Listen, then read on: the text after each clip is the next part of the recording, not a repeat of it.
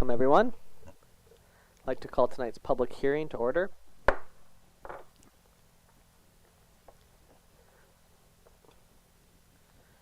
Okay, before we get a report from our city planner, we're going to read a statement of the chair. So a public hearing is organized according to Section 890 of the Local Government Act. Tonight's public hearing involves a proposed quality of life official community plan amendment bylaw number 3438-2019 and proposed zoning amendment bylaw number 3439-2019 for a property located at 1051 Chamberlain Avenue. The intent of this bylaw is to amend the quality of life official community plan and long-range land use map from business industrial to residential designation, and city zoning bylaw zoning map from RM2 multifamily residential zone to M1 light industrial zone. Every person present who believes that their interest is affected by the proposed bylaw shall be given a reasonable opportunity to be heard respecting matters to contain in the proposed bylaw. None of you will be discouraged or prevented from making your views known. However, it is important to restrict your remarks to matters contained in the proposed bylaw. A person may make their statement in writing, as outlined in the public notice, and if received by the deadline, their presentation will be read by staff at the public hearing. If a person wishes to make a presentation at the public hearing, they are welcome to do so, provided that the following criteria are followed. This is necessary in order to allow for the recording of the public hearing process. The chairperson will recognize only those individuals who are present who present themselves at the table and speak into the microphone. Prior to speaking, please provide your full name and be prepared to spell your surname for the corporate administrator. Please also provide your residential or business address. Should you wish to read from a prepared statement, the city would appreciate receiving a copy for reference purposes by the corporate administrator. Members of council may, if they so wish, ask questions of you following your presentation. Please note that this is not a question period at which a debate takes place. City Council will not provide any comments on issues raised, but will be in attendance to listen to comments presented. Should no additional speakers present themselves, the chair will call 3 times for anyone else to speak to the matter, and if no one else comes forward, the public hearing will be adjourned. After the public hearing has adjourned, the council may, without further notice, give whatever effect council believes proper to the representations made at this hearing. Okay, so at this time I'd like to call our planner forward to make a brief presentation.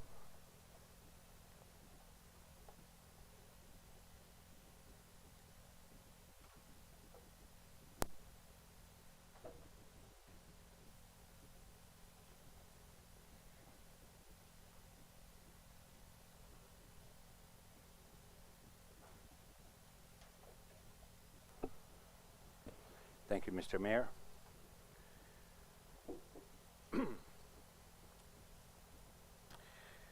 This application has been analyzed, reported, and satisfied all the requirements for tonight's public hearing.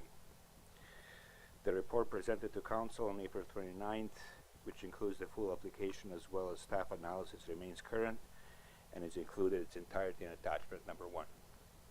In brief, the subject property was recently, which is located at 1051 Chamberlain Avenue, was recently zoned to allow for seniors housing, complete with a covenant restricting the accommodation to 55 years and older. Since then, the owner determined the plan is no longer feasible and placed the property on the market for sale. Mr. Warburton is interested in purchasing this property, and prior to submitting his application, he sought Council's approval to discharge the covenant, to which Council agrees subject to this amendment passing. Mr. Warburton is proposing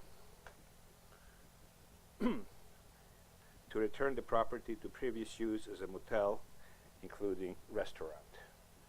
And in this slide, it's shown that he has adequate parking.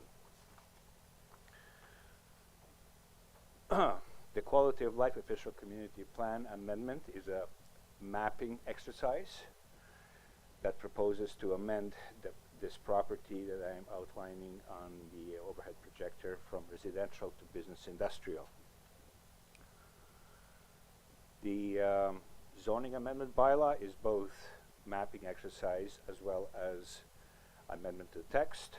The mapping amendment is again for the property that I'm outlining on the overhead projector to rezone from multiple family residential RM2 to M1 light industrial.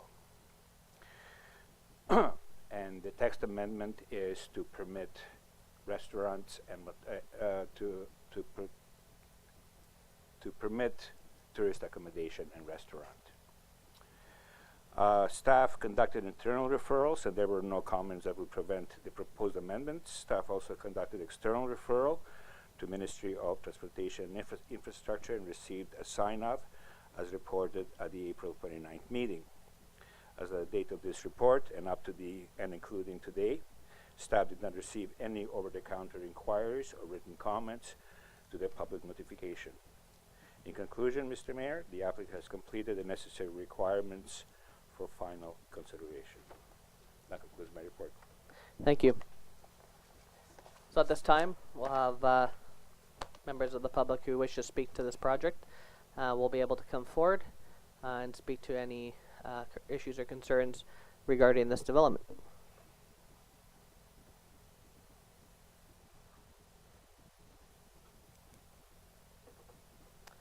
Welcome. Mayor, Council, my name is Brian Musgrave. I operate Rainbow Chrysler at 1105 Chamberlain next door. Very much support the change in zoning to get the facility up and running again. I think it's very important that it's done as quick as possible within reason to enable James and that to get going forward with what they want to do. Time is always the essence, but we had the least amount of issues on the property from vandalism, thefts, that type of thing when the Neptune was operating, including the restaurant. And the restaurant will be a huge benefit for not just the businesses around there, but employees for getting away at lunchtimes, things like that. So very much look forward to what can be done and just as quick as possible. So 100% support, no concerns whatsoever. Thank you very much. Thank you. Any other members of the public that wish to come forward to speak?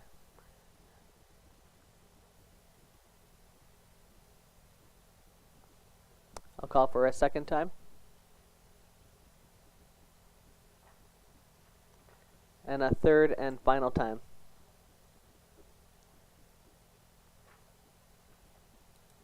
Okay, seeing no one, I'd like to entertain a motion to adjourn the public hearing. Moved by Councillor Niche, second by Councillor Cunningham. All those in favor? Public hearing is adjourned. I'd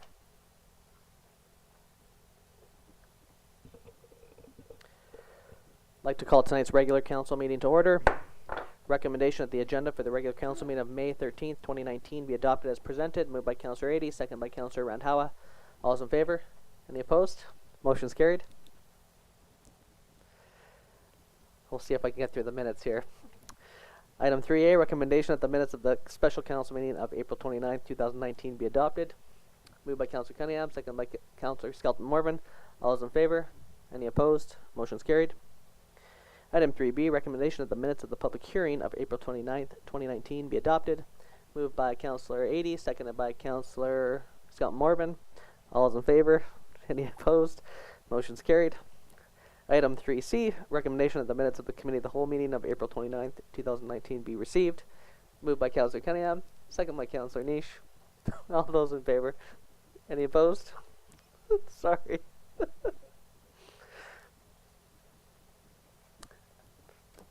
My bad. Item 3D, recommend... Excuse me. Nothing about this is funny at all, to be honest. 3D, recommendation that the minutes of the regular council meeting of April 29th, 2019 be adopted. Moved by Councillor Moreau, seconded by Councillor Ady. All those in favor? Motion's carried. All right, on to business. First up, we have a report from our Director of Recreation and Community Services regarding the recreation allocation policy. Welcome back. Thank you.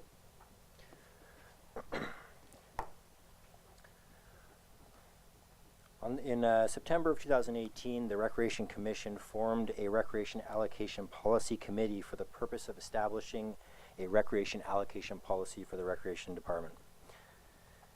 This recreation allocation policy recognizes that there is limited space available for users of recreation spaces and fields in Prince Rupert, and that the available space needs to be allocated fairly and in the interest of the community. The attached policy was approved by the Recreation Commission for Council's approval on April 24th of this year, and I'd like to recommend that Council approve the recreation allocation policy. Thank you. Councillor Nish, you want to speak to this a little bit since you're the chair of the Recreation Commission? There was David and myself and two other commission members that got together about I'm going to say about 4 or 5 times there, and developed a policy with using a lot of input from many different sources, and we came up with a policy that I feel is good and fair to all groups that are using the recreation center.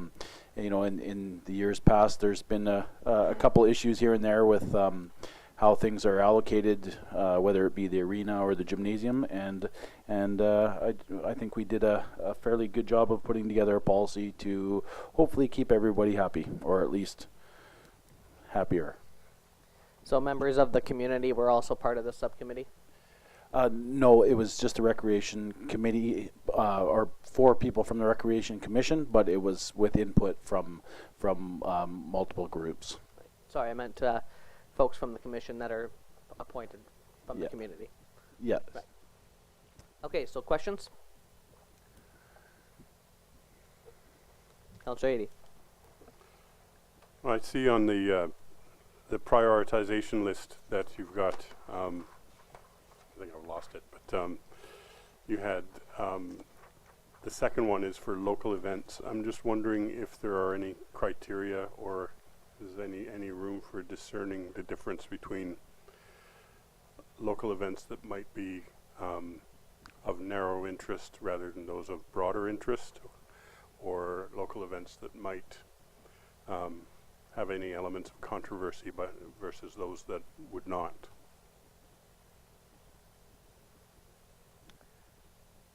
That's a good question. We're using the existing definition of local events in this table, and that's the definition established in the Recreation Fees and Charges bylaw.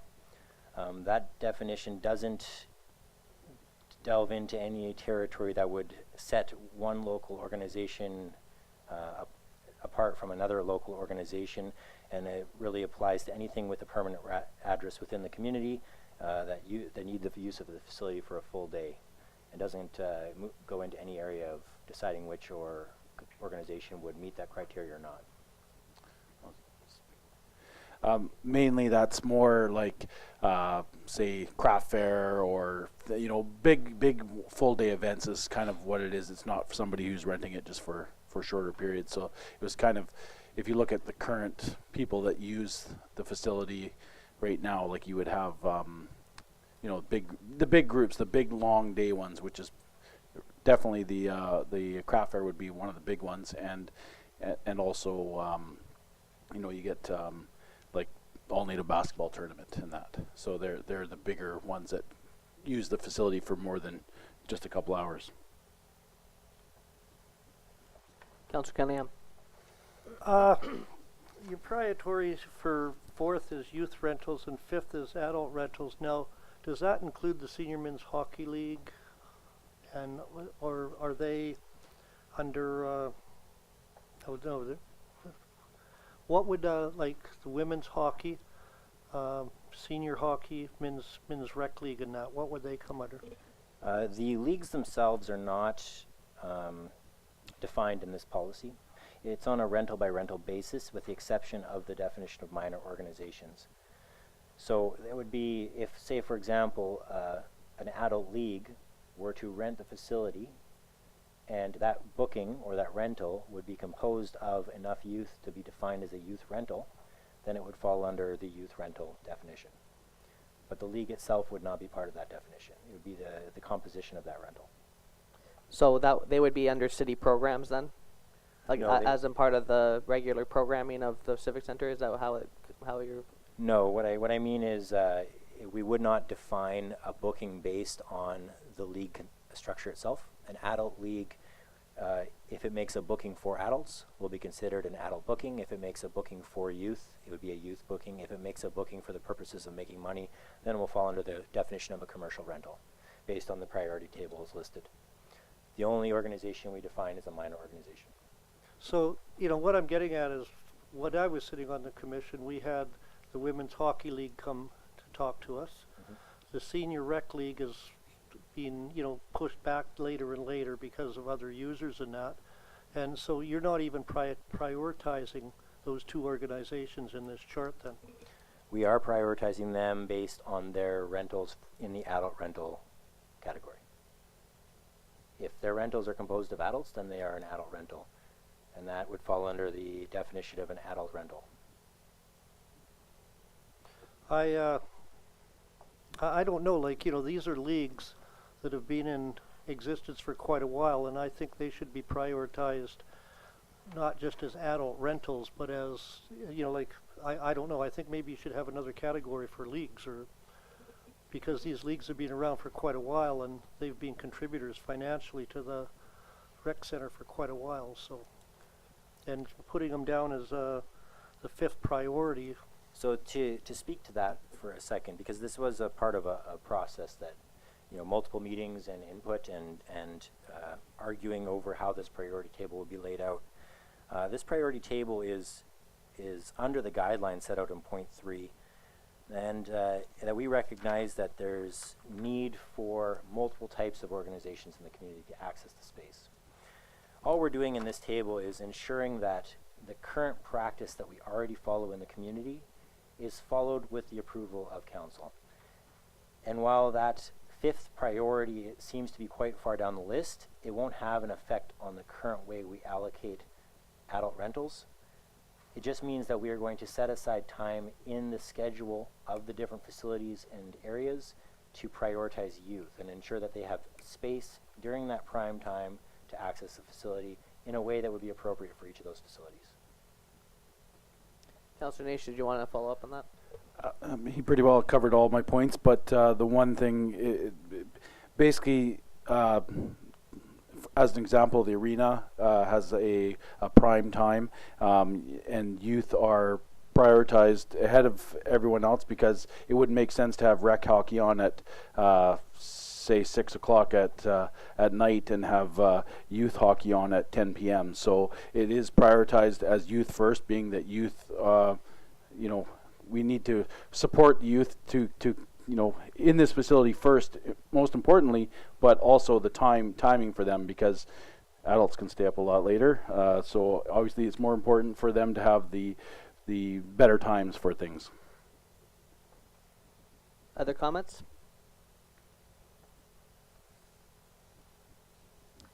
Okay, so the recommendation is that council approve recreation allocation policy REC 01. Moved by Councillor Moreau, seconded by Councillor Skelton Morvan. Further discussion? All those in favor? Any opposed? Motion's carried. Thank you very much. Thank you.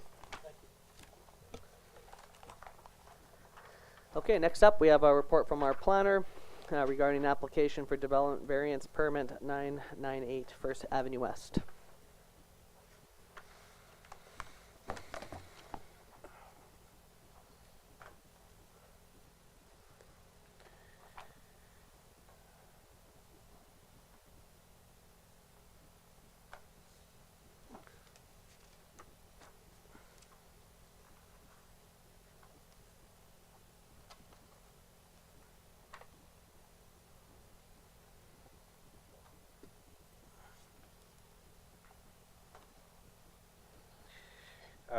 On March 12th, we received an application for development variance permit for the property located at 998 First Avenue West, as outlined on overhead projector.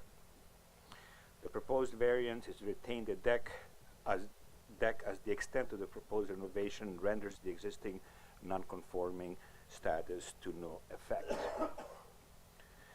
For the purposes of retaining the deck, the application is to reduce the rear yard setback from minimum required of 3 meters to 0 lot line, essentially staying exactly as it is now. This property is backing on a right-of-way which is overlooking the waterfront. The applicant met with the engineering department, which confirms that the encroachment agreement is imminent and subject to applicant receiving the variance approval. In conclusion, Mr. Mayor, the applicant requires approval to proceed to public notification. Thank you. Any questions? Okay, the recommendation that development variance permit application 998 First Avenue West proceeds to public notification. Moved by Councilor 80, second by Councilor Moreau. All those in favor? Any opposed? Motion's carried. Thank you.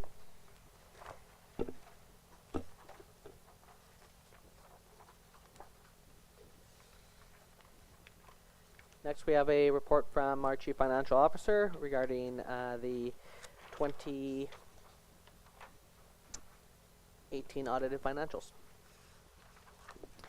Thank you. These financial statements present the financial position of the City of Prince Rupert as of December 31st, 2018, and consolidate the city-owned corporations in accordance with generally accepted accounting principles.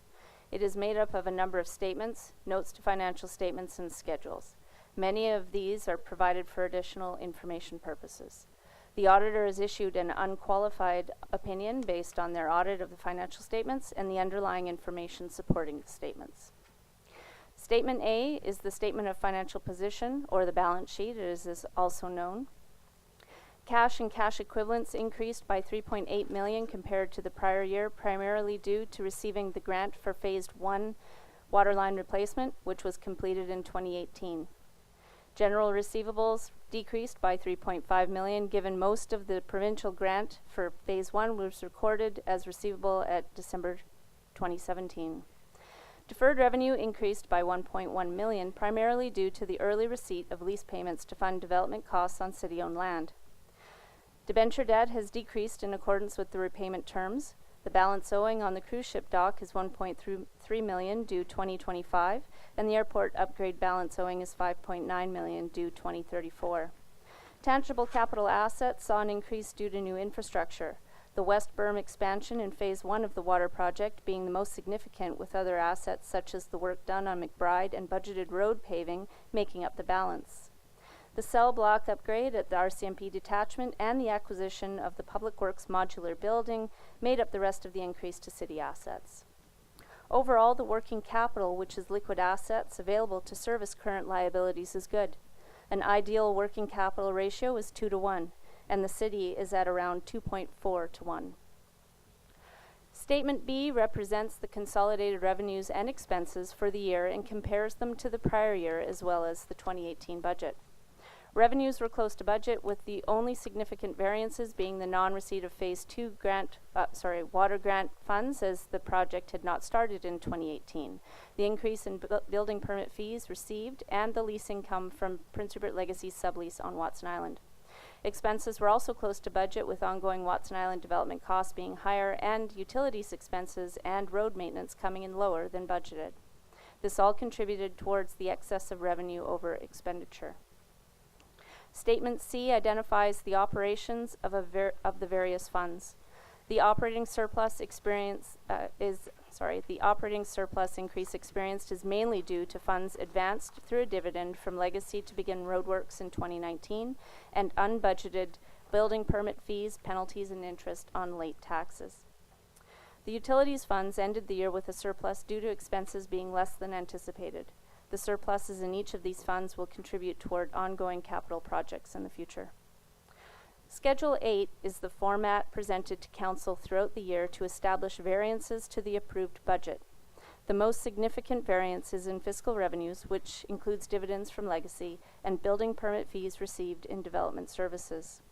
In the expenditures, some capital projects were either not completed or not undertaken and rather rolled over to 2019. Projects such as the retaining wall and boiler replacements, completion of the West Berm expansion, and Phase 2 of the water project. All of the above resulted in a surplus on Schedule 8. As in the past, we have provided the audited financial statements for Prince Rupert Legacy Inc., which are attached to the report to Council. The company's working capital is good, meaning there is sufficient cash to discharge immediate liabilities. This year, the company received rent in advance to assist with land preparation costs for current and future lease opportunities. The year concluded with the company's net income increasing by $3 million as a result of leases on company-owned and leased land. Overall, the city has kept in line with its budget, proceeded to take on infrastructure projects through grant opportunities, and continued to deliver services for the community to thrive. The financial statements are a snapshot in time representing the end of another fiscal year of undertaking those services and projects. Council is asked to accept the audited financial statements, thereby completing the fiscal year-end process. Thank you so much, and thank you so much for your hard work too. I know it's a very busy department, so we appreciate everything you do. Questions from council? Councilor Ranawa. Thanks for your report. On the statement of income, last page, expense recoveries, $900,000. Which one is that? Can you? You are referring to the Prince Rupert Legacy Inc. financial statements? Yeah, the last one. Yes. Yeah. So the expense recoveries are reclamation costs that were advanced by a tenant, and the expenses are also under contract services, which also the reclamation costs undertaken. And one more. The last page, land additions. Like, so we have some, we put, which one is that? Again, you are referring to Prince Rupert Legacy Inc.? Yeah, last page. Yes. Well, actually, that last page is the statement of cash flows. It can also be seen on the balance sheet, which is a few pages beforehand. Basically, that is developmental costs on Watson Island, on leased land, which were incurred in preparation for the Pembina project. So the value of that has increased the value of the land. Thank you. Other questions from council?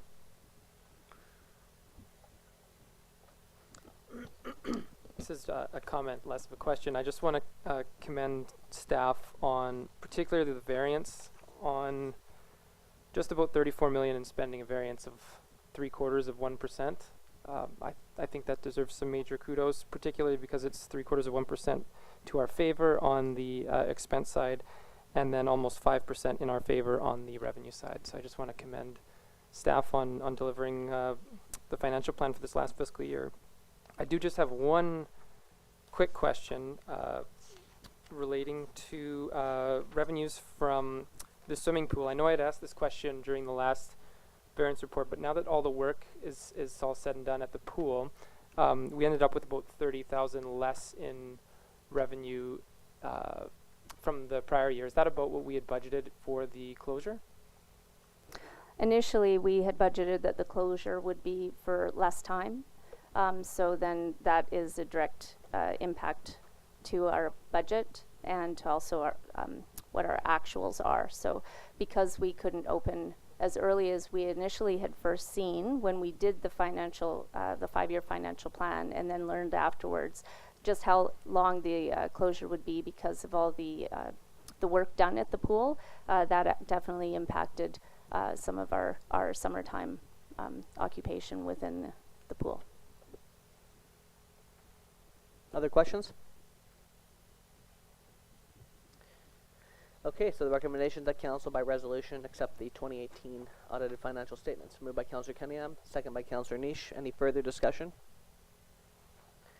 Thank you, Mrs. Baumann. All those in favor? Any opposed? Motion is carried. Next, we have another report from our Chief Financial Officer regarding the March 2019 financial variance report. Thank you. Now that the 5-year financial plan has been adopted by council, we have some solid numbers that we can go ahead and match actuals against budgeted data. So now we have our March variance report available. The operating and utility revenues and expenses are on track for this time of year and are within budget. A couple variances of note compared to this time the previous year. Our cemetery expenses are higher given the replacement of storage equipment, and fire protection is higher due to overtime coverage needed. Capital projects are being implemented. Costs will begin accumulating over the course of the summer as the works continue. And that summarizes my report. Thank you. Any questions from council? Okay, recommendation that council receives this report for information purposes. Moved by Councillor Ady, second by Councillor Renhawa. All those in favor? Any opposed? Motion's carried.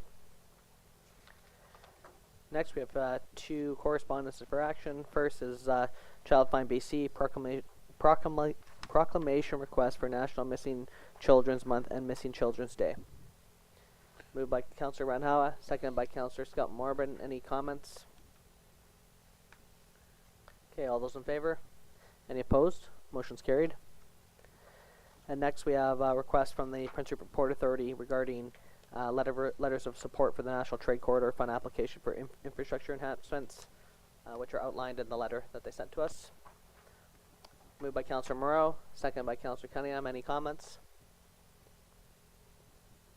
Okay, all those in favor? Any opposed? Motion's carried. Next, we have two items from our closed meetings that Mr. Vera will read out to us. Thank you, Mr. Mayor. On April 29th, 2019, at Council's closed meeting, the following resolutions were made. Moved by Councillor Rendawa and seconded by Councillor Ady, that Council appoint Carolina de Reich to the Prince Rupert Library Board of Director for a 2-year term, and release this resolution at a future regular meeting of Council. That was carried. Moved by Mayor Brain and seconded by Councillor Cunningham, that Council appoint Margaret Cavan to the Performing Arts Centre Society's Board of Directors for a 2-year term, and release this resolution at a future regular meeting of Council. Carried. Thank you very much. And congratulations to our two new appointees. Okay, next we have a recommendation from our last public hearing from the Quality of Life Official Community Plan and Zoning Amendment bylaw number 3438-2019 and 3439-2019 for the property located at 1051 Chamberlain Avenue. Seeing as we had heard a presentation, is there any discussion from council on this? Councillor Nish. I'm just hoping that all council feels the same way as me, and would love to see this building back into service, doing something rather than sitting there doing nothing. I really hope that we all see eye to eye on this one and give this bylaw an approval. Any other further comments, Councillor Morrow? Yeah, I agree with Councillor Neese in terms of acknowledging the high cost of new construction versus renovation and filling a vacant property. And I also actually agree with the city planner's analysis that I think we can all agree that the long-term highest and best use of that property is industrial, but we do have to balance that with the fact that there are a number of vacant properties that require a lot of work done to them, and this is one of them. So just trying to balance those two things. So with those things said, I'm in favor of the application. Any further comments? So the recommendation is that following the public hearing at the council's regular meeting, council give third reading to the proposed amendment bylaw number 3438-2019 and 3439-2019, and that council give the final reading and adopts the proposed zoning bylaw amendment number 3438-2019 and 3439-2019. Moved by Councillor Cunningham, second by Councillor Nish. Any further discussion? Okay, all those in favor? Any opposed? Motion's carried. Okay, any reports, inquiries, or from members of council? Councillor Ady. I had a question around the model for funding community organizations. I remember when the people from the Arts Council came and spoke to us, they were looking for a change, as many organizations would want. And one of the responses that we gave them was that during this year we would be looking at restructuring how we do those awards or that funding. So I guess I'm wondering, where are we with that, and is there likely to be any opportunity for representatives of some of those organizations to be a part of those discussions? Do you want to add? I'm actually working on it right now, and I like getting thumbs up.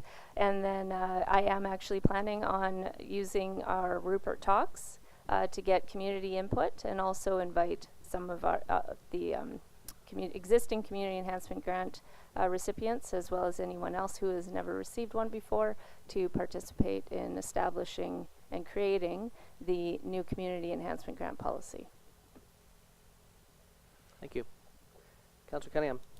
Just a couple things. The first one is I've had quite a few complaints in the last week, even when we were out of town, about parking on the highway by the pack there right in front of the no parking signs, and how some people feel there seems to be an inequality to the major events when it comes to enforcement of parking.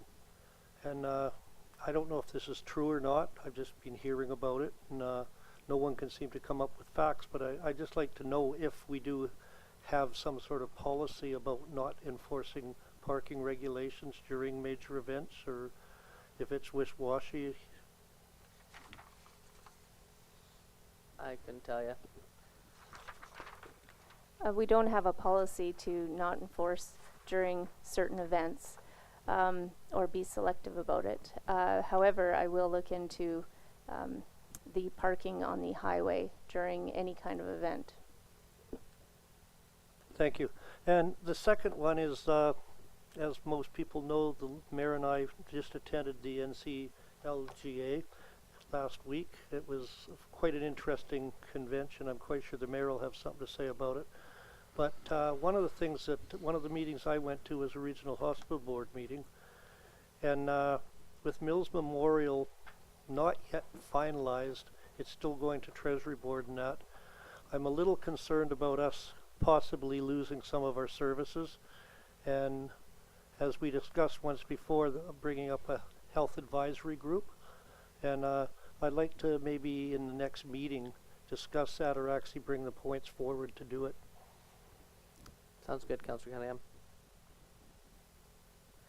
And I'll just briefly report out that Councillor Cunningham and I were at the NCLGA, I'll pass that over after, last week in Williams Lake. We went to a variety of different sessions where all the regional municipalities meet to pass resolutions to bring our common concerns to the province. I moderated a few panel sessions, one on rail safety, another on electric vehicles charging network that we're trying to build here. And there was a lot of good discussion regionally, a lot of commonalities with all the municipalities and the challenges. And so we bring in those issues now down to the UBCM here in September, which I believe most members of council will be attending. So it was a really good event, and it was interesting to be able to tour around Williams Lake a little bit. So usually a community that we drive through on your way down to Vancouver, but to spend some time there was a lot of great work going on in Williams Lake. So thanks for them for hosting, and I'll pass it off to Councillor Randhawa. Thank you, Mr. Mayor. Many people are concerned about the Alaska ferry. They're thinking about shutting down this way. So can we write down a letter, or if you can approach them, like they keep up that ferry running? Yeah, I'll be providing an update on the Alaska ferry situation at the next meeting or two. I'm working closely right now with the Alaska state officials as well as the BC officials, and once I have more information, I'll give a community update regarding that. Yeah, but I'm actively working on that situation right now. Councillor Niche. I'd heard about the railway crossing on Highway 16 between here and Terrace, and how the project has been cancelled now. And I just would maybe, if we could get staff to maybe write a letter and have somebody, ask why it's been cancelled, other than costs, and what their long-term goals are as far as coming up with another solution for that crossing. Even better, we're going to be meeting with the regional director, so any members of council that wish to attend that meeting, I'll send out the invitation for you. Okay. Any other reports from council? Okay, entertain a motion to adjourn. Moved by Councillor Cunningham, second by Councillor Niche. All those in favor? Meeting is adjourned. Thank you very much.